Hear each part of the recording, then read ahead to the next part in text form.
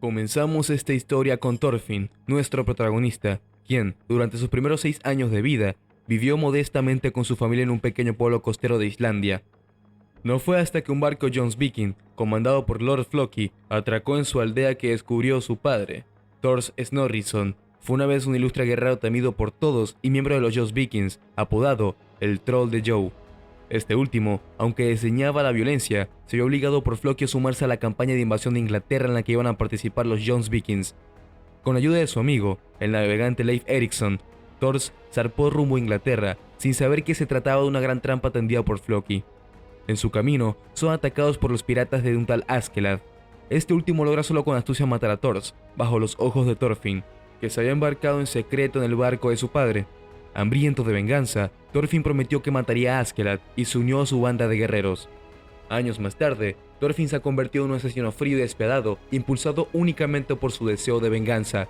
A cambio de las misiones que cumple para Askeladd, obtiene el derecho de enfrentarse a él en un duelo justo, pero cada vez se ve derrotado. Hacia finales del año 1013, la banda de Askeladd se vio envuelta en el corazón de la lucha por el poder del trono de Dinamarca. Pocas semanas antes, habían participado junto al principal ejército danés en el asedio de Londres, ciudad notablemente defendida por Thorkel el Grande y sus hombres, los Jonsvikings, que pasó al enemigo inglés para simplemente enfrentarse a mejores oponentes. A las órdenes de Askeladd, a Thorfinn se le encargó tomar el liderazgo de Thorkel, pero fracasó por completo ante la monstruosa fuerza de su oponente. Ante los repetidos fracasos de su ejército, el rey Sven I decide continuar su viaje, dejando la tarea de sostener el asedio a su inexperto hijo, el príncipe Canute. Y pasó lo que tenía que pasar. Thorkel acabó atacando a los sitiadores y capturando al príncipe y su séquito. Askeladd vio de inmediato los beneficios que podría obtener si lograba salvar al príncipe y planeó recuperar a Canute de manos de Thorkel, quien había partido en persecución del ejército danés. Gracias, una vez más a la astucia de su líder, la banda logra salvar a Canute. Poco sospechaba Askeladd, sin embargo, que descubriría a un joven tímido, frágil e inofensivo en la persona del príncipe, demasiado obsesionado por su protector, Ragnar, y absolutamente incapaz de convertirse en rey. Para sembrar al ejército de Thorkel, muy superior en número suyo, Askeladd logró llevar a su banda a Gales, su tierra natal original, donde tiene aliados, donde no pueden ser perseguidos. Luego toman camino hacia Gainsborough, ubicado en el territorio controlado por Dinamarca. Se detiene un rato en un pueblo donde masacran a toda la población. Durante su estadía, Askeladd hará de asesinar a Ragnar por obligar a Canute a hacerse cargo y crecer, pero un solo aldeano sobreviviente los llevará a su perdición, alertando al ejército de Thorkel sobre el paradero de este ejército. Cuando se enteran de que Thorkel está en camino, Askeladd y sus hombres reanudan la marcha de inmediato. Sin embargo, comienzan a aparecer disensiones en la tropa. La mayoría de los guerreros ya no consideran beneficioso el plan de su líder, y cuando el ejército de Thorkel los alcanza, se vuelven contra Askeladd, exigiendo que el príncipe sea entregado a sus perseguidores para salvar su vida. Askeladd luego confía a Canute a la protección de Thorfinn y Jorn, su fiel mano derecha, quienes logran escapar. Pero muy rápidamente, Thorfinn se da la vuelta para buscar a quien quiere vengar más que nada, dejando a Jorn para que se ocupe solo de la protección del príncipe contra un grupo de perseguidores. Cuando Thorfinn se reúne con Askeladd, el ejército de Thorkel acaba de unirse a ellos y masacra a la banda excepto a su líder.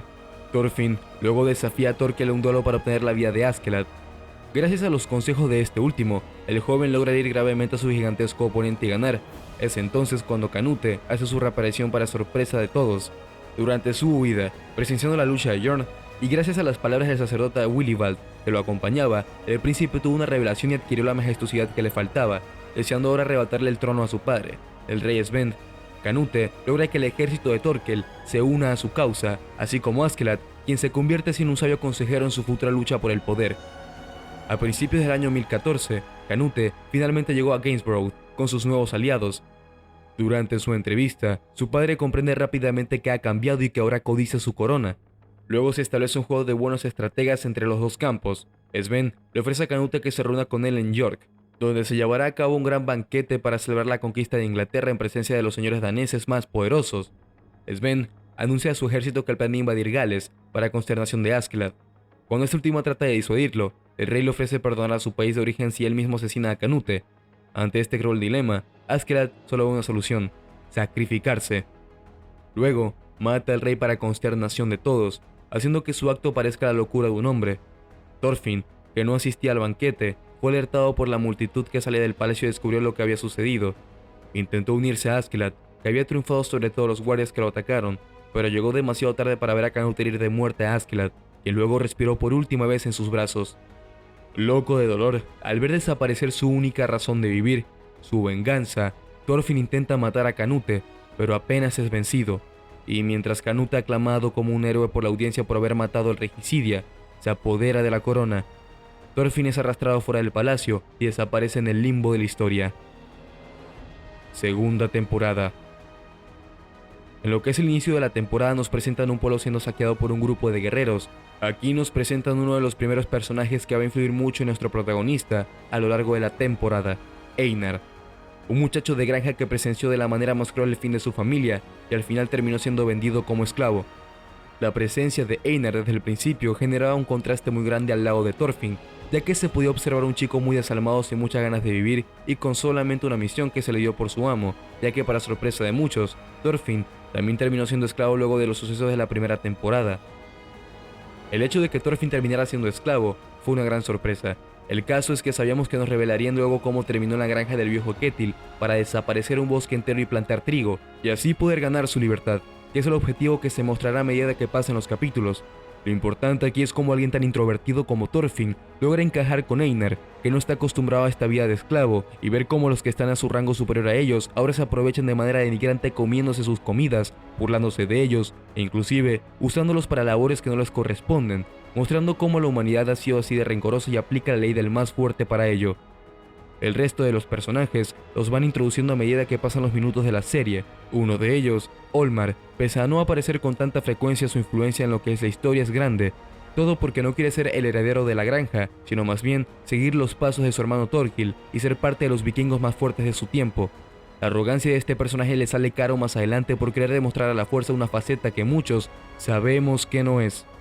Sin embargo, hay personajes rescatables y por muchísimo. El arco de Arnheid con su esposo es una historia hermosa de escuchar y ver, pero el contexto actual de lo que ha ido ocurriendo desde que se separaron es muy trágico y sádico, demostrando la corrupción que trae a la mente del ser humano la guerra. La desconfianza que da ver a Gardar es grandísima, porque no era para nada lo que pintaba en los recuerdos de Arnheid, e inclusive ella, para contarle la verdad sobre la desaparición de su hijo, mostraba miedo en su manera de actuar. El padre de Ketil, considerado el viejo amo que ha dedicado también su vida a la granja, es conocido por los demás obreros como alguien gruñón y malhumorado, por lo que mantienen distancia con él. La influencia de este señor fue muy grande sobre Thorfinn y Einar, les permitió usar herramientas esenciales para poder avanzar de manera más rápida con su objetivo de talar todo el bosque y empezar cuanto antes a cultivar su trigo. Cabe resaltar que la presencia de serpiente o snake, como quieran decirle, es curiosa en estas partes, ya que aparte de cuidar al viejo amo de a poco, se le va inculcando lo que es la religión. Volviendo a Thorfinn, hablemos de lo que fue su desarrollo durante los primeros 12 capítulos de la serie. Fue atormentado día y noche por las almas de los caídos y con un claro mensaje de arrepentimiento por parte de él por los actos hechos por sí mismo. Inclusive hablando con Einar, no sabía cómo darle la cara cuando este le reveló que en varias ocasiones su tribu fue atacada por vikingos. Thorfinn con frecuencia tenía ese sueño de que no podía escapar de sus pecados y estaba su padre esperándolo al otro lado del abismo, un mensaje que era muy fuerte para él. Sabía lo que estaba pasando pero no podía superar el abismo nunca. Su padre, en cambio, una persona retirada de las luchas y que aprendió a perdonar y crear una vida, y dar ayuda al necesitado, era todo lo contrario a lo que su hijo hizo durante más de 10 años de vida, y vuelve para ese arco de redención, en el que tiene que dar un paso a lo que fue su pasado y empezar una nueva vida. Uno de los personajes más influyentes en la vida de Thorfinn, Askeladd, el asesino de su padre, aquel que lo secuestró, y este por medio del odio logró crear un guerrero casi inmortal, capaz de pelear con Thorkel, considerado uno de los personajes más fuertes de lo que va del anime. Ambos saben que están por ahí por lo que hicieron durante su vida, comparten pecados, cobraron vidas inocentes y también de guerreros. ¿Se arrepentirá Askeladd de todos sus pecados en verdad? ¿Quién sabe? Pero aquí es donde Thorfinn en plena desesperación buscaba arrepentirse de sus hechos. La venganza, que tanto tenía en mente por la muerte de su padre, lo sesgó y realizó lo que hizo. Este capítulo 9 como tal demuestra lo que es el infierno que vive en su mente, las razones de no poder dormir tranquilo puesto que carga con las almas errantes de aquellas vidas que se llevó. Con esto nace otro Thorfinn, un nuevo Thorfinn, aquel que quiere renacer en otro tipo de persona, conocido para los amigos como el pacifista que es capaz de aguantar 100 golpes para poder negociar la paz y dar conclusión a lo que es la primera parte de la segunda temporada. Y de por sí, ocurren muchos hechos que en esta primera parte que te dejan encantado por lo que es el anime, su historia y los personajes. Sí, es verdad que hubo muchas quejas por lo que están acostumbrados a las peleas, o los que vieron el anime solamente por lo épicas que fueron sus transiciones en batalla, pero lo que yo pensaba mientras pasaban los capítulos: La primera parte de la segunda temporada termina con Olmar arruinando todo un nivel legendario frente a Canute, pidiéndole unirse a su guardia real. Mis respetos por hacerlo, pero no está a la altura. Canute, que ahora es rey de Inglaterra y a punto de ser coronado de Dinamarca, también, luego de unas trampas que hizo para poder llegar hasta ahí. El tipo, todo un estratega, prefirió jugar con veneno antes que con ejército, todo un visionario de su época. Conocemos a Thorgil, hijo de Ketil, el granjero que es parte de la Guardia Real, y por lo tanto, con gran experiencia en batalla, y a su vez una fuerza descomunal. El sueño de Olmar, como ya le dije con anterioridad, es ser como su hermano, por lo que una jugada de Canute al estilo de Hugo Chávez decide expropiar la granja de Ketil, buscando encerrarlo y culpando a su hijo por desobediencia, pero todo se fue de las manos, por lo que en vez de ser una expropiación rápida, terminó siendo una guerra entre una granja y el ejército real. Esta segunda parte comienza con lo que ya adelanté en el párrafo explicativo de Arnheid. Gardar escapa, donde es prisionero, y destruye con totalidad la aldea donde lo tienen. Esta parte de la historia es un breve relleno preparado para lo que será la batalla declarada de Canute a la granja de Ketil. Snake, que es el líder de un grupo de mercenarios que cuida la aldea, ordena a sus hombres a estar alerta por este sujeto que acaba de escapar de una granja vecina, pues estaba malherido y pedían una recompensa por él. Sin mucho preámbulo, Gardar resulta ser un enemigo muy fuerte y peligroso para los defensores de la aldea, por lo que Snake decide hacerle frente, pero su único deseo es irse con Arnheid de vuelta a casa. El obstáculo es que ha cometido un gran crimen y la recompensa es muy suculenta para poder dejarlo ir. Ocurren tantas cosas durante este arco que la verdad la cantidad de información es espectacular. Todo el flashback de la historia de Gardar y Arnheid te da a entender de que lo que ocurrió en su hogar fue destrozado por aquello que Thorfinn quiere erradicar. La guerra corrompió a Gardar y lo hizo lo que es. Vivía felizmente esa familia sin ningún problema, pero una situación que para la época es muy habitual, lo cambió todo. Ahora bien, ocurre un hecho durante este arco de historia muy fascinante y es que Einar deja en evidencia su claro amor por Arnheid. Esta está indecisa de qué hacer debido a que le gusta la vida que tiene ahora mismo en la granja y además que está esperando un hijo de Ketil. No quiere irse, pero al ver a Gardar siente ese deber de tener que partir junto a él, pero no sé si es por su aspecto desgastado y agresivo que hace obedecer lo que él le dice. No ve al hombre con el que se casó y empezó a formar un hogar, es alguien totalmente distinto.